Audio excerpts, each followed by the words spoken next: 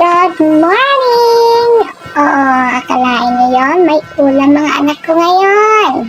Chorizo chicken. Chicken chorizo. May kamote ako dyan. Akalain, chicken chorizo. Then ginawa kong corned beef. Ay, ano ba yan? Hindi marunong. Kain-kain kamote.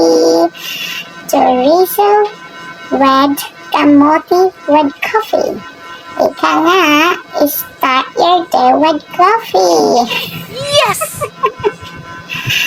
Okay, ginoo ko. Ang sarap kaya yung kamuti na yan.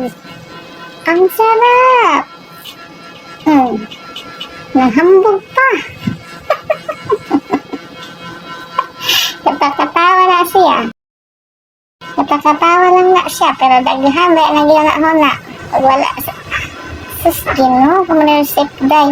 Ang kape nimo. Wala mo man nakutaw. Nanghatag pa na siya kamote sa anak niya. Kape nimo, wala man nalusa. Unsa man na. Bilisan mo na dyan. At magpaplansya ka pa. Tama na yung kamote. Baka mag-igip ka. Oh no! Ayan. Si Tyler, nagugutom na daw siya. Kakain na. O, ito na nga. Pagsandok na kita. Talaga.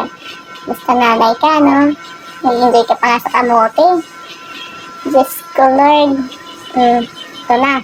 Ayan. Sabi ko na nga ba sa Tyler, eh. Parang may mali, eh. Hindi yan niya napansin. May video. Pasensya na. Huwag mo lang galawin yung kamote ko, bibigyan na kita ng kanin. O, umiya ka pa. Yan, si Ate Reyna. Pakabait kayo. What? Tyler, ano ba ginagawa mo? Nagtatakit ka pa. Makapal naman ang mukha mo. Alam ko malakas kang kumain. Umiya ka pa. Nakita ko nang nambansya pa ako. Yan, mamadali na ako. Oras na. Hindi kasi nagpag-plancha eh. Ayan. Mamadali yan.